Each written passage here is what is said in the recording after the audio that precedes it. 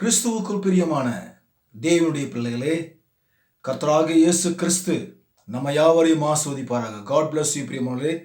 இந்த Christ revelation the message 289வது முறையாக யூடியூபின் வழியாக செய்திருக்கும்படியாய் பரிசுத்த ஆவியான செய்த கிருபைக்காக பரிசுத்த ஆவியானவரை கோடி கோடியாக ஸ்தோத்தரிக்கிறேன். இந்த செய்தி வாதை உன் கூடாரத்தை அணுகாதா என்பதை குறித்து நாம் வேதத்திலிருந்து நாம் பார்க்க போகிறோம். மிகவும் அற்புதமான செய்தி. அநேக கிறிஸ்தவர்களுக்கு அனுப்புங்கள். உங்களுக்கு விருப்பம் இருந்தால் லைக் பண்ணுங்கள், உங்களுக்கு விருப்பம் இருந்தால் சப்ஸ்கிரைப் பண்ணுங்கள். அநேக நண்பர்களுக்கு அனுப்புங்கள், உறவினர்களுக்கு அனுப்புங்கள். ஏன்னா இந்த கடைசி நாட்களிலே சத்தியத்தை குறித்து பேசாமல் இருக்கிற அநேகர் இருக்கிறார்கள், ஊழியக்காரர்கள். ஆகவேதான் நான் இதை கூறுகிறேன். நாம் செய்தி கடந்து செல்வோம். தயவு செய்து முழுமையாய் கடைசி வரையிலும் பாருங்கள், உங்களுக்கு மிகவும் ஆசீர்வாதமாக இருக்கும். இந்த செய்தி வாதை உன் கூடாரத்தை அணுகாதா என்பதை குறித்து நம் வேதத்தின் வழியாக நாம் பார்க்க போகிறோம். ஹல்லேலூயா. காட் பிளஸ் யூ பிரியமானவர்களே. நீங்கள் சங்கீதம் 91:10 நீங்கள் வாசிங்கள். சங்கீதம் 91 அதிகாரம் 10ஆம் வசனத்தை நீங்கள் பாருங்கள். அங்கே தேவனுடைய ஆவியினால் எழுதப்பட்டுள்ள ஒரு வார்த்தை ஒன்று இருக்கும். பரிசுத்த ஆவியானவர் பேசின ஒரு வார்த்தை இருக்கும். வாதை உன் கூடாரத்தை அணுகாது. ஹல்லேலூயா. இது யார் பேசின வார்த்தை என்று சொன்னால், வானத்தையும் பூமியும் சமுத்திரத்தையும் உண்டாக்கின தேவனாகிய கர்த்தர் உரைத்த வார்த்தை இது. ஹல்லேலூயா. வாதை உன் கூடாரத்தை அணுகாது என்று பரிசுத்த வேதாகமத்திலே பரிசுத்த தீர்க்கதரிசிகளால் எழுதப்பட்டுள்ள தேவ ஆவியினால் எழுதப்பட்டுள்ள ஒரு வார்த்தை. என்ன வார்த்தை? வாதை உன் கூடாரத்தை அணுகாது. ஹல்லேலூயா. வானமும் பூமியும் எழுந்து போகும், மாறி போகலாம், ஆனால் தேவனுடைய வார்த்தை ஒரு காலம் மாறவே மாறாது. ஏனென்று சொன்னால், அந்த தேவனுடைய வார்த்தைக்கு உயிர் உண்டு, தேவனுடைய வார்த்தைக்கு வல்லமை உண்டு. ஆனால் நீங்கள் சிந்திக்க வேண்டிய ஒரு கருத்து அங்கே இருக்கிறது. என்னவென்று பார்க்க போனால், வேதம் சொல்லுகிறது, தேவன் சொல்லுகிறார், வாதை உன் கூடாரத்தை அணுகாது என்று சொன்ன அந்த வார்த்தை இன்றைக்கு இந்த உலகத்தில் இருக்கிற சகல மனிதர்களுக்கும் அது நிறைவேறாமல் இருக்கிறது இல்லையா? அது கிறிஸ்தவனா இருக்கட்டும், இந்துவா இருக்கட்டும், முஸ்லிமா இருக்கட்டும், அது எந்த மதத்தை சேர்ந்தவனா இருக்கட்டும், ஆக மட்டும் ஒரு மனிதனா இருக்கட்டும், அங்கே அந்த மனிதனுக்கு, அந்த மனுஷிக்கு வாதை வருகிறது, அதாவது வியாதி வருகிறது. வியாதி இல்லாத மனிதன் இந்த உலகத்தில் ஒருவனும் இல்லை. கரெக்டா? இல்லையா? அப்போ வியாதி எல்லா மனிதனுக்கும் வருகிறது, வாதை எல்லா மனிதனுக்கும் வருகிறது. ஹல்லேலூயா. எல்லா கிறிஸ்துவ பிள்ளைகளுக்கும் வருகிறது, எல்லா தீர்க்கதரிசிகளுக்கும் வந்தது, எல்லா ஊழியக்காரர்களுக்கும் வந்தது, எல்லா பரிசுத்தவான்களுக்கும் வந்தது. ஹல்லேலூயா. நீ எவ்வளவுதான் பரிசுத்தவானா இருந்தாலும் சரி, தேவனாகிய கர்த்தர் உனக்குள் வாசம் செய்து உன் மூலியமாய் ஊழியம் செய்தாலும் கூட சரி, வாதை வராமல் இருக்கவே இருக்காது. கண்டிப்பாக வாதை வரும். வருது இல்லையா? எனக்கு வியாதியே இல்லைங்க, எங்க அம்மா வயிற்றுல பிறந்ததுலேருந்து எனக்கு வியாதினா என்னன்னே தெரியாதுங்க, வியாதினா என்னங்க அப்படின்னு கேட்க முடியுமா? கேட்க முடியாது இல்லையா? அப்ப வியாதி எல்லாருக்குமே வருது என்று சொன்னால், அப்ப வார்த்தை பொய்யாகிவிட்டதா? வாதை உன் கூடாரத்தை அணுகாது என்று சொன்ன வார்த்தை பொய்யாகிவிட்டதா?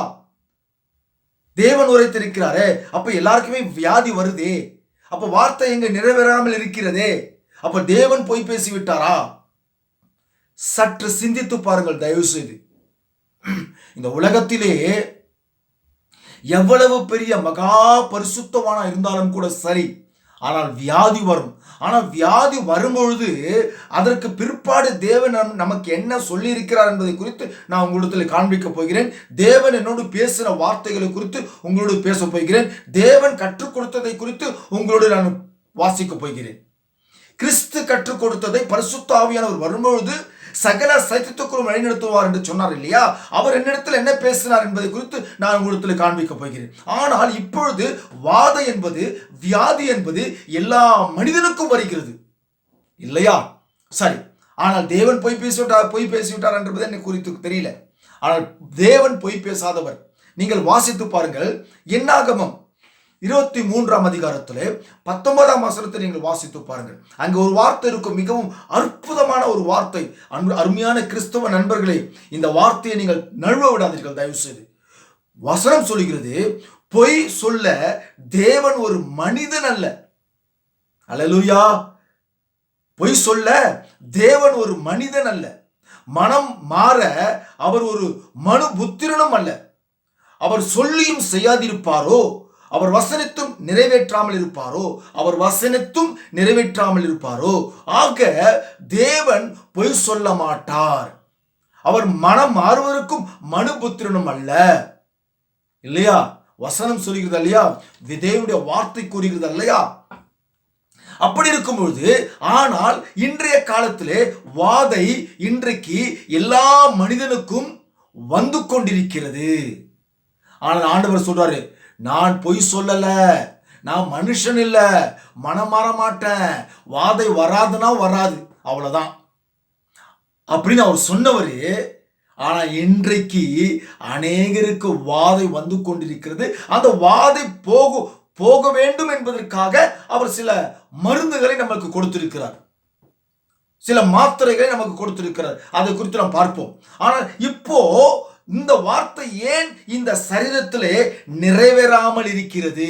வாதை உன் கூடாரத்தை அணுகாது என்று சொன்ன வார்த்தை எதற்காக ஒரு மனிதன், சாதாரணமா கிறிஸ்தவனா இருக்கட்டும், அது இந்துவா இருக்கட்டும், முஸ்லிமா இருக்கட்டும், ஏன் அந்த வார்த்தை நிறைவேறாமல் இருக்கிறது? எல்லா மனிதர்களுக்கும் வாதை வருகிறதே இல்லையா? சரி, நீங்கள் பாருங்கள். நீங்கள் கொலோசியர் 2ஆம் அதிகாரம் 11ஆம் வசனத்தில் ஒரு வார்த்தை சொல்லும், மாமிசத்துக்குரிய பாவ சரீரத்தம் என்று ஒரு வசனம் இருக்கும். நான் ஷார்ட்டா வாசிக்கிறேன், நீங்கள் முழுமையா நீங்கள் வாசிங்கள். மாமிசத்துக்குரிய பாவ சரீரத்தை அப்படின்னு ஒரு வசனம் இருக்கும். அப்போ இந்த மாமிசத்துக்குரிய இது என்ன வசனம் சொல்கிறது? பாவ சரீரமா. இந்த பாவ சரீரத்திலே நிச்சயமாகவே வாதை வருகிறது. நல்லா கவனிங்க, வசனம் சொல்லுது மாமிசத்துக்குரிய பாவ சரீரத்தை அப்படின்னு ஒரு வசனம் இருக்குது. அப்போ இந்த மாமிசத்துக்குரிய பாவ சரீரமாய் மாறினபடினாலே இந்த உலகத்திலே அங்கே வாதை வருகிறது.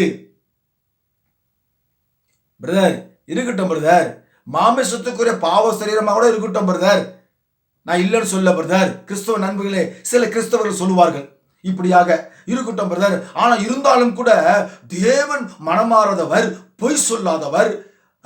அவர் சொன்னார் இல்லையா, மனிதன் அல்லன்னு சொன்னவர், அவருடைய வார்த்தை சொல்லுது இல்லையா, வாதை உன் கூடாரத்தை அணுகாது என்று வார்த்தை சொல்லுச்சு இல்லையா. என் பாவ சரீரமாக கூட இருக்கட்டும் பிரதர், ஆனால் தேவனுடைய வார்த்தை உயிருள்ள வார்த்தையாச்சே, எனக்கு அட்டாக் வருது, வாதை வருது, அவர் வார்த்தை எங்கே போய்விட்டது என்று சில கிறிஸ்தவர்கள் கேட்க வாய்ப்பு உண்டு. இருக்கிறாங்க நிறைய கிறிஸ்தவர்கள், பல கொஸ்டின்கள் கேட்கிறாங்க. அதுக்காக நான் சொல்றேன் இல்லையா. சரி, அந்த வார்த்தையே நிறைவேறாமல் போய்விட்டது.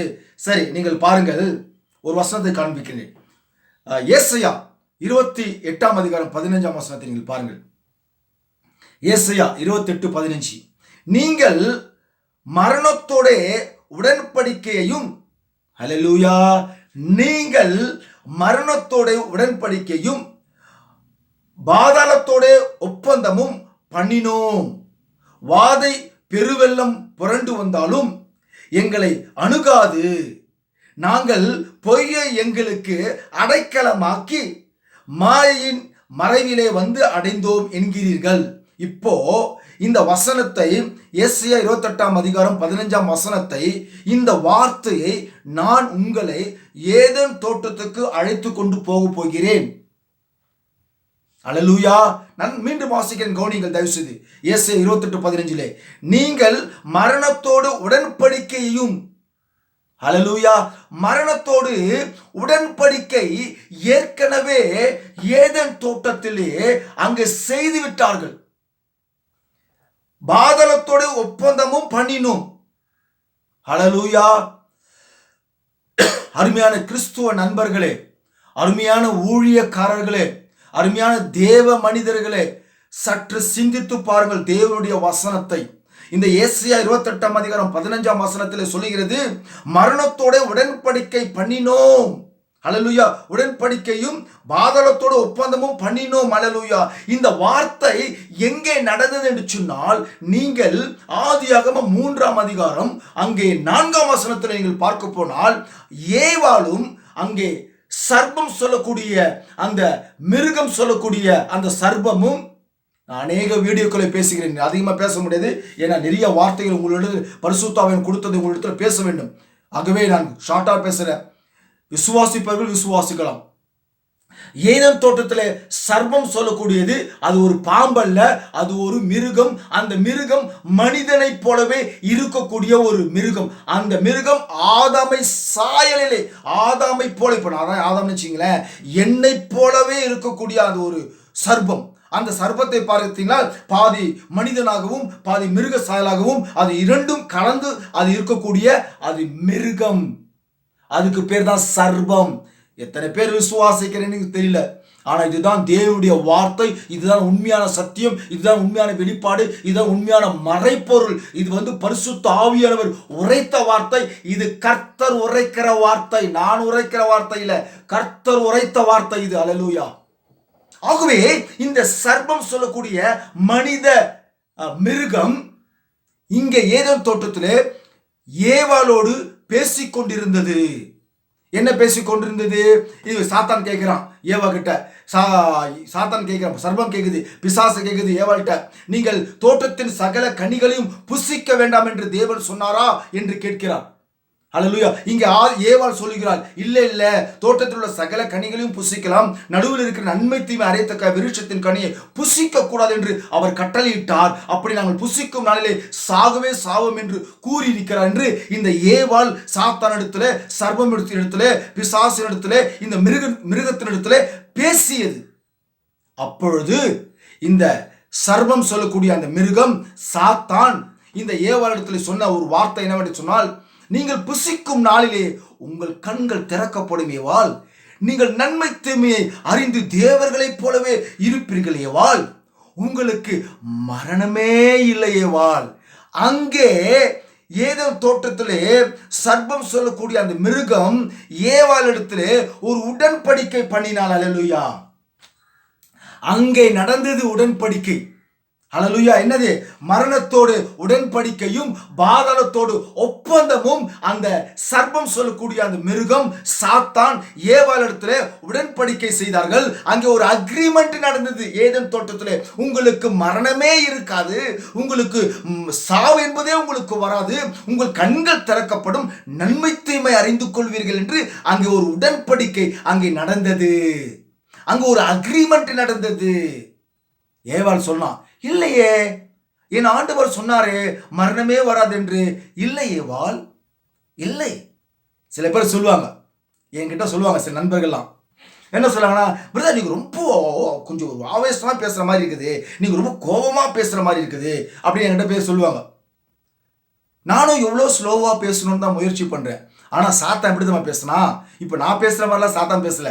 சாத்தான் ஏதேன் தோட்டத்துல, நான் சொல்லல, வேத வாக்கியம் சொல்லுகிறது, அங்கே சாத்தான் கிறிஸ்துவ பிள்ளைகளை அப்படியே மயக்கினான். எப்படி தான் பேசுனா? இப்ப சாத்தான் பேசுறான் ஏவாள்கிட்ட, ஏவாள் ஏவாள், ஆண்டவர் உங்ககிட்ட ஏதாகிலும் சொன்னாரா? நீங்கள் சாகவே சாவதில்லை, நன்மை தீமை அறிந்து கொள்வீர்கள், தேவர்களைப் போல இருப்பீர்கள், உங்கள் கண்கள் திறக்கப்படும், உங்களுக்கு மரணம் என்பதே இல்லை ஏவாள், மரணம் இல்லை உங்களுக்கு, நீ புசித்து பார், சாப்பிட்டு பார் ஏவாள், ஏவாள் அப்படின்னு நயவஞ்சகமாக, பொறுமையாக, அழகாக, நிதானமாக அவனுடைய சத்தியத்தை, அவனுடைய உபதேசத்தை அப்படியே பால்தி நகரனை போல பேசுறான். அல்லேலூயா. அன்பான தேவனுடைய கிறிஸ்துவ நண்பர்களே, நீங்கள் கவலைப்படாதீர்கள், கர்த்தர் உங்களை ஆசீர்வதிப்பார், கண்ணீர் விடாதே, கலங்காதே. சாத்தான் அப்படிதான் பேசுறான் ஏதேன் தோட்டத்துல. அல்லேலூயா. நிதானமாய், பொறுமையாய், சாத்தான் அங்கதான் பேசுறான். அங்க அக்ரிமெண்ட் நடந்தது. உங்களுக்கு மரணமே இல்லை ஏவாள், உங்களுக்கு சாவே இல்லை ஏவாள் என்று அங்க ஒரு உடன்படிக்கையை, மரணத்தின் உடன்படிக்கையை, பாதளத்தின் உடன்படிக்கையை அங்கே செய்தார்கள் ஏதேன் தோட்டத்திலே. அல்லேலூயா. உடனே ஏவாள் அங்கே சாத்தானுடைய உபதேசத்தை செவி கொடுத்து, சாத்தானுடைய உபதேசத்தை விசுவாசித்து, சாத்தானுடைய உபதேசத்தை ஏற்றுக்கொண்டு, ஓ நமக்கு மரணமே இல்லையா, அப்ப இந்த கனியை நாம் புசிக்கலாமா என்று சொல்லி அங்கே உண்மையான கனியை, அங்க மரத்துல தொங்குற கனியை புசிக்கல, அதெல்லாம் ஒன்றும் வேலைக்கு ஆகாது. இங்கே ஏதேன் தோட்டத்திலே சாத்தான் கொடுத்த வார்த்தையின் கனியை அந்த ஏவாள் புசித்தால் அங்க அக்ரிமெண்ட் சைன் ஆகி போச்சு. ஹல்லேலூயா. அக்ரிமெண்ட் சைன் ஆன உடனே மரணம் வந்து விட்டது. ஹல்லேலூயா. இந்த மரணம் என்ற சொல்லு இருக்குதே, இந்த மரணம் என்ற சொல்லு அங்கே ஏதேன் தோட்டத்திலே பாதாளத்துக்கும் மரணத்துக்கும் ஏவாளும் ஆதாமும் ஒரு உடன்படிக்கையை ஒரு பத்திரத்தில் சைன் செய்து விட்டார்கள். அல்லேலூயா. சைன் பண்ணிட்டாங்க. அங்கே நடந்தது, அங்கதான் நடந்தது. மரணம் என்பது வியாதி, வறுமை, கண்ணீர், துக்கம், இந்த உலகத்துல ஒரு மனிதன் ஒரு குடும்பத்துல என்னென்ன தீமைகள் அனுபவிக்கிறானோ சகலமும் இந்த மரணத்துக்குள் அடங்கி விட்டது. அல்லேலூயா. அங்கே ஏதேன் தோட்டத்திலே ஒரு உடன்படிக்கை நடந்தது. ஒரு பத்திரத்தில் சைன் பண்ணி விட்டார்கள். மரணம் ஏற்பட்டு விட்டது, வியாதி வந்து விட்டது, கண்ணீர் வந்து விட்டது, துக்கம் வந்து விட்டது, எல்லாமே வந்துருச்சுங்க. அன்னைக்கு ஸ்டார்ட் ஆனதுதான் அப்படியே வாழடி வாழையாய் வருது. அந்த ஏதேன் தோட்டத்திலே அப்பொழுது தேவன் சொன்னாரு, வாதை உன் கூடாரத்தை அங்க சொல்லலைங்க, அப்ப சொல்லல, அதுக்கப்புறமா தான் சொன்னார் அந்த வார்த்தை, வாதை உன் கூடாரத்தை அணுகாது என்று. அந்த வார்த்தை வருவதற்கு முன்பாக, தேவனுடைய வார்த்தை வருவதற்கு முன்பாக, தேவனுடைய சத்தியம் வருவதற்கு முன்பாக, வாதை உன் கூடாரத்தை வராது என்று சொல்வதற்கு முன்பாகவே சாத்தான் கொடுத்துட்டாங்க. ஆனா அதுக்கு முன்னால தேவன் எச்சரிப்பின் சத்தத்தை கொடுத்தார். அதை முதல்ல நீங்க புரிஞ்சுக்கணும். ஆதியாகமம் 2ஆம் அதிகாரம் 17ஆம் வசனத்திலே அவர் சொன்னாரு, நீங்கள் புசிக்கும் நாளிலே சாகவே சாவீர்கள். நீங்கள் புசிக்கும் நாளிலே வியாதி கண்டிப்பா உனக்கு வரும். நீ புசிக்கும் நாளிலே உனக்கு கண்டிப்பா கண்ணீர் வரும், வறுமை வரும், எல்லாமே உனக்கு வரும். மரணம் என்ற சொல்லுக்கு எல்லாமே அடங்கி போச்சு. வரும் ஆதாம் எச்சரிக்கையாரு, சாப்பிடாதே, சாகவே சாவா என்று ஒரு எச்சரிப்பின் சத்தம் வந்து கொண்டிருந்தது. இன்றைக்கும் இந்த கடைசி நாட்களிலும் கூட ஒரு எச்சரிப்பின் சத்தங்கள், தேவனுடைய சத்தியங்கள் வந்து கொண்டிருக்கிறது. அல்லேலூயா. சரி, எனக்கு நேரம் ஆச்சு பார்த்தீங்களா. ஆகவே தேவனுடைய பிள்ளைகளே, அங்கே ஒரு அக்ரிமெண்ட் சைன் ஆயிடுச்சு. ஹல்லேலூயா. ஏதேன் தோட்டத்துல. ஆகவே தான் இன்றைக்கு எல்லா மனிதனுக்கும் அந்த வியாதி சொல்லக்கூடிய, அந்த வாதை சொல்லக்கூடிய நிச்சயமாகவே வரும். வாதை வராமல் இருக்காது, கண்டிப்பா வரும். சரி, இப்போ ஆண்டவர் சொன்னார் இல்லையா, வாதை உன் கூடாரத்தை அணுகாது என்று. அப்போ அந்த வார்த்தை எங்கே நிறைவேறும்? வாதை கூடாரத்தை, எந்த கூடாரத்தில் தேவனுடைய வார்த்தை நிறைவேறும்? சரி, நல்லா புரிஞ்சுக்கணும். 2 கூடாரம் இருக்கிறது, 2 சரீரம் இருக்கிறது. 2 சரீரம். இது மாமிசத்துக்குரிய சரீரம். இந்த மாமிசத்துக்குரிய சரீரம் முன்பு ஏதேன் தோட்டத்திலே சாத்தான் சந்திப்பதற்கு முன்பாக பரிசுத்தமுள்ள சரீரமாக இருந்தது. பின்பு சாத்தான் சந்தித்த பிற்பாடு இது கரைப்படுத்தி விட்டான் சாத்தான். ஆகவே தான் மரணம் வந்தது, ஆகவே தான் வியாதி வந்தது, ஆகவே தான் எல்லாமே நமக்கு இந்த சரீரத்தில் வந்தது. மரணம் என்ற சொல்லுக்கு வாதை, எல்லாமே அடங்கி போச்சு. அப்போ சாத்தான் கொடுத்துட்டான் வியாதியை, சாத்தான் கொடுக்குறான் கேன்சரு, சாத்தான் கொடுக்குறான் எல்லா மனுஷனுக்கு இருக்கிற எல்லா வியாதி, புது புது வியாதியெல்லாம் சாத்தான் கொடுக்குற வியாதி. ஏன்னா மரணத்தை அங்கேயே ஏதோ கொடுத்துட்டான். ஏச்சுங்களா? இப்போ 2 சரீரம் இருக்குது. இப்போ தேவனுடைய வார்த்தை, வாதை உன் கூடாரத்தை அணுகாது சொல்லக்கூடிய அந்த வார்த்தை எங்கே நிறைவேறும்? இப்போ இந்த சரீரத்துல நம்ம சாவுற வரைக்கும் கண்டிப்பா வியாதி வரத்தான் செய்யும். ஆனா அந்த வியாதிக்கு மருந்து இருக்குது, அதை அப்புறம் பேசுறேன். வியாதிக்கு மருந்து இருக்குது. இப்போ இந்த சரீரத்துல வாதை வரதான் செய்யும். இப்போ 2 சரீரம் இருக்குது. ஒன்று நீங்க பாத்தீங்கன்னாக்கா, பார்த்து காமிக்கிறேன், நான் ஷார்ட்டாகவே போயிடுறேன், நேரம் இல்லை எனக்கு, டைம் ஆச்சு இப்பவே. ஸ்தோத்திரம். 1 கொரிந்தியர், இதெல்லாம் மிஸ் பண்ணுறேன், ஏன்னா 19 நிமிஷம் ஆச்சு, நிறைய செய்தி சொல்ல உங்களுக்கு. இப்போ நான் சபையில் பேசுகிற மாதிரி தான் நிறைய அழகாக சூப்பராக பேசலாம். இப்போ நான் ஷார்ட்டாக கொண்டு வரேன். 1 கொரிந்தியர் 15ஆம் அதிகாரம் 44ஆம் வசனம். அங்கே நீங்கள் பாருங்கள், ஜென்ம சரீரம் விதைக்கப்படும், ஆவிக்குரிய சரீரம் எழுந்திருக்கும். இப்போ இந்த சத்தியத்தை சொல்றதுக்கு முன்னாடி நிறைய கருத்து உங்களுக்கு சொல்ல வேண்டியது இருக்குது. ஆனால் இப்போ நேரம் இல்லை, ஷார்ட் இதெல்லாம் கட் பண்ணிட்டேன். இங்கே இது எல்லாத்தையும் கட் பண்ணிட்டேன். இந்த வசனத்தெல்லாம் உங்களுக்கு கட் பண்ணிட்டேன், வேறு வழி இல்லை. இப்போ நான் ஷார்ட்டாக பேசுகிறேன். 1 Corinthians 15:14 பார்த்தீங்கன்னா, ஜென்ம சரீரம், இது ஜென்ம சரீரம். இந்த ஜென்ம சரீரத்தை தான் சாத்தான் கரைப்படுத்தி விட்டு மரணத்தை கொடுத்து விட்டான்.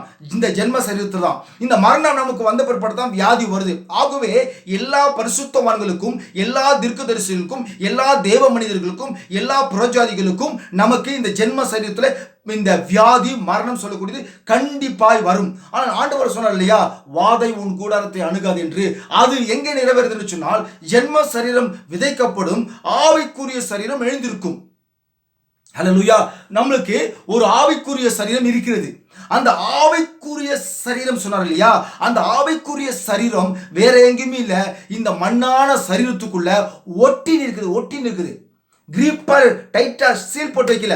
அது ஆவிக்குரிய சரீரம் இந்த மண்ணான சரீரத்தில் ஒட்டி இருக்குது, பாடிக்குள்ள, இந்த சரீரத்துக்குள்ள. அந்த மண்ணான சரீரத்துக்குள்ள அதுதான் ஆத்துமா. அந்த மண்ணான சரீரத்துக்குள்ள தான் தேவன் சொன்னார் பாருங்க, வாதை உன் கூடாரத்தை அணுகாதுன்னு சொல்லிட்டு. அந்த ஆவிக்குரிய சரீரம், அந்த ஆவிக்குரிய சரீரத்துல தான் தேவனுடைய வார்த்தை சொல்லக்கூடியது, வாதை உன் கூடாரத்தை அணுகாது என்று சொன்னாரு. அந்த வார்த்தையானது ஆவிக்குரிய சரீரத்துல போய் அட்டாக் செய்யாது. எத்தனை பேருக்கு புரிந்தது? தயவு செய்து ஹல்லேலூயா சொல்லுங்கள். இல்ல புரியலனாக்கா எனக்கு கமெண்ட்ஸ் பண்ணுங்க. ஹல்லேலூயா. ஆவிக்குரிய சரீரம் ஒன்று உண்டு, அதுதான் ஆத்துமா. ஆண்டவர் என்ன சொல்ற, யோபு கிட்ட சாத்தான் பர்மிஷன் வாங்கும்போது, அவனை என்ன வேணாலும் பண்ணிக்கோ, அவன் ஆத்துமா மட்டும் ஒன்றும் பண்ணிடாத, அது என்னுடையது. ஹல்லேலூயா, என்னுடையது. ஏன்னா அந்த ஆத்துமா, அந்த ஆவிக்குரிய சரீரம், அந்த ஆவிக்குரிய சரீரத்திலே தான் வாதை உன் கூடாரத்தை அணுகாது என்று சொன்ன வார்த்தை அங்கேதான் இந்நாள் வரைக்கும் நிறைவேறி கொண்டு வருகிறது. பிரியமானவர்களே, நன்றாக புரிந்து கொள்ளுங்கள். எத்தனை பேருக்கு புரிந்தது? ஹல்லேலூயா சொல்லுங்கள். ஹல்லேலூயா. ஆகவே இந்த ஆவிக்குரிய சரீரத்திலே இந்த ஜென்ம சரீரம் விதைக்கப்படும், ஆவிக்குரிய சரீரம் எழுந்திருக்கும். ஜென்ம சரீரம் ஒன்று உண்டு, ஆவிக்குரிய சரீரம் ஒன்று உண்டு. ஹல்லேலூயா.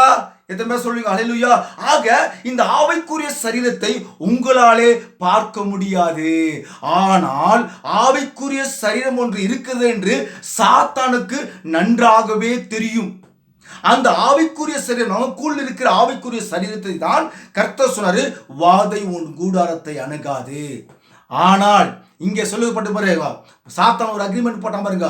ஏதேன் தோட்டத்துல மரணத்துக்கும் பாதாளத்துக்கும் ஒரு ஒப்பந்தமும் உடன்படிக்கை பண்ணாம சாத்தான் பண்ணாம பாருங்க. ஏதேன் தோட்டத்துல அது தேவனாலேயே ஒன்றும் செய்ய முடியாது. இயேசு கிறிஸ்துவால் ஒன்றுமே செய்ய முடியாது. ஏன்னா பிசாசு போட்ட அக்ரிமெண்ட், அந்த அக்ரிமெண்ட் போடும்படியாகவே இயேசுநாதர், தேவனாகிய கர்த்தர், அவர் அனுமதியின் சித்தம் இருந்தபடினாலே அவர் கண்டுக்காம இருந்தார். ஹல்லேலூயா. எத்தனை பேருக்கு புரிந்தது? ஆகவே அது தேவனுடைய அனுமதியின் சித்தம். ஆகவே தேவனாலே ஒண்ணுமே செய்ய முடியாது. ஆனால் அது ஆவிக்குரிய சரீரம் தேவனுக்குரியது. அந்த ஆவிக்குரிய நமக்குள் சரீரமா இருக்கிற ஆவிக்குரிய சரீரத்துக்கு தான் ஆண்டவர் சொன்னாரு, வாதை உன் கூடாரத்தை அணுகாது. ஹல்லேலூயா. ஆகவே இந்த வாதை நமக்குள் வந்துவிட்டது சொன்னால், இந்த வாதையிலிருந்து விடுதலை பெறுவதற்கு, நம் சுகம் பெறுவதற்கு தேவன் நமக்கு கொடுத்திருக்கிற மிகப்பெரிய மருந்தை குறித்து நான் உங்களிடத்திலே பேச போகிறேன். பரிசுத்த ஆவி துணியோடு, பரிசுத்த ஆவியானவர் அடியனுக்கு கற்றுக் கொடுத்ததை, பரிசுத்த ஆவியானவர் அடியனுக்கு வெளிப்படுத்தினதை உங்களோடு பேச ஆசைப்படுகிறேன். சுகப்படுத்துதலை குறித்து சிந்தனை நமக்கு இருக்க வேண்டும். தயவு செய்து புரிந்து கொள்ளுங்கள். சுகப்படுத்துதலை குறித்து ஒரு சிந்தனை நமக்குள் இருக்க வேண்டும். தேவனை குறித்து காரியம் நமக்குள் இருக்க வேண்டும். தேவனுடைய குறித்து அது ஒரு காரியம் நமக்குள் இருக்க வேண்டும். நான் வாசிக்கின்றேன், தயவு செய்து கூர்ந்து கவனிங்கள். அவர் கொடுக்கிற சில நற்செய்தி என்னும் மாத்திரைகளை நற்செய்தி என்னும் மாத்திரைகளை, அதாவது மாத்திரைனா காசு, நமக்கு எல்லாமே தெரியலையா, மாத்திரைகளை விழுங்குவதற்கு பயப்படுகிறீர்கள். இன்றைக்கு ஒவ்வொரு கிறிஸ்துவனும் அதான் நடக்கிறான். நற்செய்தி சொல்லக்கூடிய மாத்திரையை விழுங்குவதற்கு நம்ம எல்லாம் பயப்படுறோம் இல்லையா? இப்போ நீங்க ஒரு கிறிஸ்துவன் போயிட்டு நான் சொல்றேன், நற்செய்தி சொல்றேன். என்ன நற்செய்தி சொல்றேன்? அருமையான தேவனுடைய மனிதர்களே, ஊழியக்காரர்களே, கிறிஸ்துவ நண்பர்களே, நம்ம போய் சொல்றோம், என்ன சொல்றோம்? நீங்க பிதா குமார் பரிசுத்தாவின் நாமத்தில் ஞானஸ்தானம் இயேசு கொடுக்க சொன்னது உண்மைதான்பா. அதோட வெளிப்பாடு சீடர்கள் பாவ மன்னிப்புக்கென்று கர்த்தராகிய இயேசு கிறிஸ்துவின் நாமத்தினால தான் ஞானஸ்தானம் சீடர்கள் பேதுரு கொடுத்தாரு, பவுல் கொடுத்தாரு, எல்லா சீடர்களும் அதாவது கொடுத்தாருன்ற அந்த நற்செய்தி என்ற மாத்திரையை உங்களுக்கு நான் கொடுக்கும் பொழுது அதை விழுங்குவதற்கு நீங்கள் பயப்படுகிறீர்கள். அதுதான் பரிசுத்த ஆவி சொல்லியிருக்கிறார், அதுதான் எழுதியிருக்கிறார். ஹல்லேலூயா. பயப்படுங்கள், அவருடைய தழும்புகளாலே நீங்கள் சுகமாவீர்கள். இதை பிடிச்சிக்குவீங்க. நீங்க ஆண்டவரே நீ அவருடைய தழும்புகளாலே சுகமாவீர்கள் சொன்னீங்க ஆண்டவரே, இதை மட்டும் பிடிச்சிங்கன்னா போதுமா? மற்றதெல்லாம் நீங்க பிடிச்சிக்க கூடாதா? மாத்திரை என்பது டாக்டரை போய் நீ கன்சல்ட் பண்ணினாக்கா என்னைக்காவது ஒரே ஒரு மாத்திரை எழுதி கொடுப்பாரா டாக்டர்? உங்களுக்கு ஒரே ஒரு மாத்திரை எழுதி கொடுத்ததே கிடையாது டாக்டருங்க. எப்படி இருந்தாலும் 5-6 மாத்திரை நம்மளுக்கு எழுதி கொடுத்து இந்த 5-6 மாத்திரையை சாப்பிட்டா தான் உன் பாடியில் இருக்கிற வியாதி சுகமாகும்னு டாக்டர் சொல்றான். அதே மாதிரிதான் மேலான டாக்டர் கர்த்தராகிய தேவன் சொல்றாரு, ஒரு மாத்திரை பிடிச்சிக்காதமா, அநேக மாத்திரைகள் நற்செய்திகள் இருக்கிறது, அநேக மாத்திரைகளை அநேக நற்செய்திகளை நீ விழுங்க வேண்டும். அல்லேலூயா. அப்பதான் உனக்கு வியாதியே வராது, இல்லைன்னா வியாதி வந்துகிட்டே இருக்கும். சரி, நீங்க பாருங்க, விசுவாசமே ஜெயம், அது உலகத்தை மேற்கொள்கிறது, அவைகளை விழுங்கி என்ன நடக்கிறது என்று பாருங்கள். அல்லேலூயா. நற்செய்தி என்னும் மாத்திரைகள் ஒரு நற்செய்தி அல்ல. என்ன நற்செய்தி பிடிச்சிக்கிறீங்களா? நீங்க என்னன்னு தழும்புகளாலே நீங்கள் சுகமாவீங்கன்னு சொன்ன ஒரே ஒரு நற்செய்தியை பிடிச்சிக்குவாங்க கிறிஸ்தவர்களாம். அந்த ஒரே ஒரு நற்செய்தியை மட்டும் பிடிச்சா வேலைக்கு ஆகுதுமா? வியாதி வரும், வியாதி போவோம். அநேக நற்செய்திகள் சொல்லக்கூடிய அந்த மாத்திரைகளை விழுங்கி பாருங்கள், என்ன நடக்கிறது என்று பாருங்கள். அல்லேலூயா. அது ஒரு நம்பிக்கையாக இருக்கிறது. அவர் கொடுக்கிற மருந்துகளை எடுத்துக்கொண்டு உங்கள் மருத்துவரிடத்தில் எவ்வளவு நம்பிக்கை கொண்டிருக்கிறீர்கள் என்பதை கவனியுங்கள். உங்கள் மருத்துவரிடத்தில் நீங்கள் கொண்டுள்ள நம்பிக்கையை காண்பிக்கிறீர்கள். அந்த மருத்துவர் மேல் நீங்கள் கொண்டுள்ள நம்பிக்கை அது நிரூபிக்கிறது இல்லையா? இப்போ நம்ம டாக்டர்கிட்ட போகிறோம், டாக்டர்கிட்ட போய் மாத்திரைகளை வியாதியை குறித்து பேசுகிறோம், அவர் மருந்துகளை கொடுக்குறாரு, அது நமக்கு மருந்து வேலை செய்து டாக்டர்கிட்ட போயிட்டு நம்ம சொல்கிறோம், ஐயா நான் குணமாச்சு ஐயா, அது நிரூபித்து காண்பிக்கிறோம் இல்லையா? அது நிரூபிக்கிறது. ஆனால் அது கிறிஸ்துவிடத்தில் வரும்பொழுது அவருடைய வார்த்தையில் அவரை எடுப்பதற்கு நீங்கள் பயப்படுகிறீர்கள். அல்லேலூயா. இன்றைக்கு அநேக கிறிஸ்தவர்கள், அல்லேலூயா, இன்றைக்கு அநேக கிறிஸ்தவர்கள், கேத்தலிக்கா இருக்கட்டும், அது புரோட்டஸ்டாண்டா இருக்கட்டும், அது பெந்தகோஸ்தா இருக்கட்டும், இன்றைக்கு அநேக மாத்திரைகளை அநேக நற்செய்தி எனும் வார்த்தைகளை விழுங்குவதற்கு பயப்படுகிறார்கள். என்ன பயப்படுகிறார்கள்? ஸ்தாபனத்துக்கு பயப்படுகிறார்கள், அவருடைய பாஸ்டருக்கு பயப்படுகிறார்கள், அவருடைய சாமியாரை கண்டு பயப்படுகிறார்கள். எங்க சாவு கல்லறை கிடைக்காதோ, எங்க திருமணம் நடக்காதோ, இப்படியாக அநேக காரியங்களை குறித்து அவர்கள் பயப்படுகிறார்கள் நற்செய்தி என்னும் வார்த்தையை விழுங்குவதற்கு. அல்லேலூயா. சுகமாகுதல் என்பது ஏற்கனவே உங்களுடையதாயிருக்கிறது. பரிசுத்த ஆவியானவர் சொல்றாரு, சுகமாகுதல் என்பது ஏற்கனவே உங்களுடைய இருக்கிறது. அப்படியானால் அவ்வியாதி தொடரும் என்றால் அது பாவத்தின் காரணமாக இருக்கும். உங்களுடைய வாழ்க்கையில் ஏதோ சரியில்லாத காரியத்தை செய்து கொண்டிருக்கலாம். அல்லேலூயா. நீங்கள் அத்தனை பேருமே பார்த்து கொண்டிருக்கிற அருமையான சகோதரியே சகோதரனே, உங்களுடைய வாழ்க்கையிலே ஏதோ ஒரு சரியில்லாத காரியத்தை செய்து கொண்டிருக்கலாம், அல்லது வேற ஏதோ சில பிசாசுகள் உங்களை தங்களுடைய ஆதிக்கத்தில் வைத்துள்ளன. பிசாசு உங்களை பிடிச்சு வச்சிருக்கிறான். ஹல்லேலூயா. அதனாலதான் உங்களை விசுவாசிக்காமல் அனுமதிப்பதில்லை சாத்தான். நீங்க விசுவாசிக்காமல் அவன் அனுமதிப்பதில்லை. ஏன்னா அவனுடைய கண்ட்ரோல நீங்களா இருக்கிறீங்க. சாத்தானுடைய கண்ட்ரோல் இருக்கிறனால தான் உங்களை பிடிச்சு வச்சிருக்கிறான். ஆகவே இப்பொழுது உங்களுக்கு தெரியுமா, அது அவ்வாறு இல்லை என்றால் விசுவாசிகளுக்கு சகலமும் கூடும் என்று இயேசு சொன்ன காரியமும் தவறாயிருக்கும். அது சரியா? அப்படியானால் அது உங்களுக்குள்ளேயே இருக்கிறது, அது தேவனிடத்தில் இல்லை. அதாவது விசுவாசம் உங்களுக்குள்ளதான் இருக்குது, தேவன்கிட்ட இல்லை. அப்ப விசுவாசம் உனக்குள்ள இருக்குது சொன்னாக்கா, அந்த விசுவாசத்தை நீ பிடிச்சிக்கினாக்கா சகல சாத்தாங்கிட்ட நீ அடிமையிலிருந்து நீ வெளியே வந்து ஆண்டவரை நீ பிடிச்சிக்கினாக்கா உனக்கு வியாதி வராமல் இருக்க தடுக்கலாம். மாத்திரையை வைத்து தடுக்கலாம். அவ்வளவுதான். அல்லேலூயா. பாருங்க, தேவனுடைய வார்த்தை அநேக நேற்று நைட்டு உட்காந்து எழுதினேன், ஆனா என்னால பேச முடியாம இருக்குது. ஆகவே இந்த பிசாசு நமக்கு வாதை கொடுத்திருந்தாலும் கூட நற்செய்தி எனும் சொல்லக்கூடிய அந்த மாத்திரைகளை நாம் புசிப்போம் என்று சொன்னால், விசுவாசத்தோடு நாம் இருப்போம் என்று சொன்னால், வியாதி நம்மளுக்கு அட்டாக் பண்ணாலும் கூட அந்த வியாதி வந்துட்டு உடனே போய்விடும். அல்லேலூயா. உடனே போய்விடும். உடனே ஸ்பாட்லயே போயிடும். ஆனா நற்செய்தி மாத்திரைகளை நீங்கள் புசிக்க வேண்டும். நற்செய்தி மாத்திரை நான் உங்களுக்கு சொல்றேன். தலைமுடியே முக்காடாய் கொடுக்கப்பட்டிருக்கிறது சிஸ்டர், முக்காடு ஒரு சகோதரி போடக்கூடாது அப்படின்னு பல வீடியோக்களை பேசியிருக்கிறேன். அந்த மாத்திரை குறித்து இதை நீங்க சாப்பிடுங்க, இதை விழுங்குங்க என்று சொல்றேன். விசுவாசிப்பது கிடையாது நீங்களாம். ஆகவே தான் புது புது வியாதி ஒன்று அட்டாக் பண்ணுது. சாத்தான் கொடுக்குறான். சாத்தான் பாருங்க, டே என்னடா பேசுறீங்கிறனே, ஏதேன் தோட்டத்தில் ஆளுன்னு அக்ரிமெண்ட் போட்டேன்டா, வியாதி வரதண்டா செய்யும் அப்படின்னு சாத்தான் சொல்றான். நான் சொல்றேன், அடே சாத்தானே, நீ அக்ரிமெண்ட் போடுடா, என்கிட்ட அநேக மருந்துகள் இருக்குதுடா, தேவனுடைய நற்செய்தி மாத்திரை இருக்குதுடா, அதை நான் கொடுக்குறேன்டா, அதை நான் கொடுத்துறாக்கா நீ கொடுக்குற வியாதி சுகமாயிடா, போடா அப்படின்றான். ஹல்லேலூயா. தேவனுடைய விலையேறப்பெற்ற நண்பர்களே, முடிஞ்சிச்சு, இன்னும் நிறைய இருக்குது, என்னால் பேச முடியல. ஏன்னா என்னுடைய மொபைல் 33 நிமிஷத்துக்கு மேலே ஆட்டோமேட்டிக்காக கட் ஆடும். அப்புறம் எனக்கு தான் கஷ்டம்.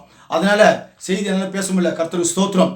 ஆகவே நற்செய்தி சொல்லக்கூடிய மாத்திரையை நீங்கள் புசிக்க வேண்டும்.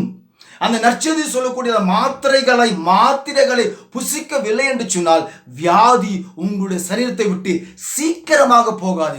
ஆகவே வாதை உன் கூடாரத்தை அணுகாது என்று சொன்ன வார்த்தை எங்கே நிறைவேறுகிறது என்று சொன்னால், நமக்குள் இருக்கிற ஆவிக்குரிய சரீரம் ஒன்று உண்டு. அந்த ஆவிக்குரிய சரீரத்திலே தான் வாதை உன்னுடைய அந்த கூடாரத்திலே அணுகாமல் இருக்கும். இந்த கூடாரத்திலே சாத்தான் ஆல்ரெடி அக்ரிமெண்ட் போட்டு ஏவாள்கிட்டையும் ஆதாமுட்டையும் சைன் வாங்கிட்டான். அது இயேசு கிறிஸ்துவாலேயே ஒண்ணுமே பண்ண முடியாது.